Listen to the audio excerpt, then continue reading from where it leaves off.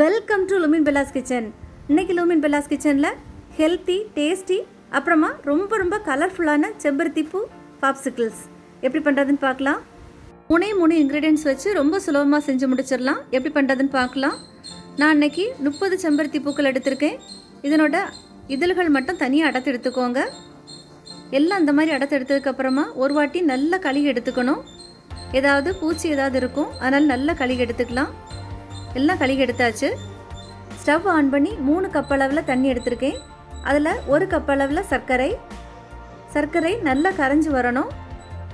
நல்லா கரைஞ்சதுக்கப்புறமா 1 நிமிஷத்துலேருந்து 2 நிமிஷம் வரைக்கும் நல்லா கொதிச்சு வரணும்.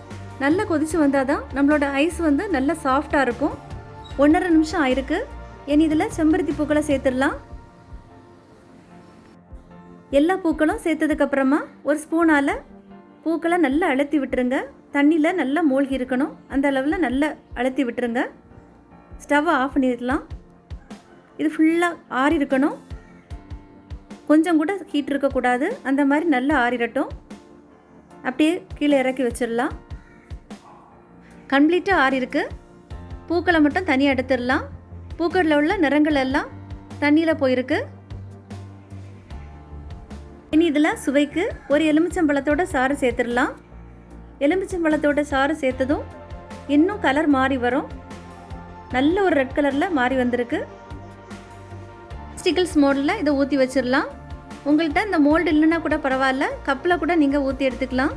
சர்க்கரை பாகு ரெடி பண்ணும்போது மோல்டுக்கு எவ்வளோ தண்ணி தேவைப்படுதோ அந்த தண்ணியிலேருந்து கொஞ்சமாக தண்ணி குறைவாக எடுத்துக்கணும்.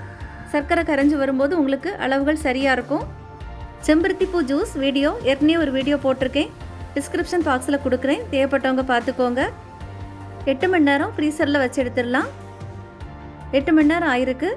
மோல்டை இந்த மாதிரி ஒரு பாத்திரத்தில் தண்ணி வச்சு மூழ்க வச்சு எடுத்துக்கோங்க. அப்போ தான் ஈஸியாக எடுக்கிறதுக்கு வரும். ரொம்ப சாஃப்டாக இருக்கிறதால குச்சி மட்டும் தனியாக வந்துடும். கரெக்டாக வந்திருக்கு. நம்மளோட செம்பருத்தி பூ பாப்சிக்கிள்ஸ் ரொம்ப ரொம்ப கலர்ஃபுல்லாக, பார்க்கவே ரொம்ப ரொம்ப அழகாக இருக்குது. இந்த மாதிரி இயற்கையான கலரில் ஹெல்த்தியாக டேஸ்ட்டாக பாப்சிக்கிள்ஸ் நீங்களும் செஞ்சு பாருங்கள். செஞ்சு பார்த்து எப்படி இருந்துன்னு சொல்லுங்கள். உங்களுக்கு இந்த வீடியோ பிடிச்சிருந்தா லைக் பண்ணுங்கள், ஷேர் பண்ணுங்கள்.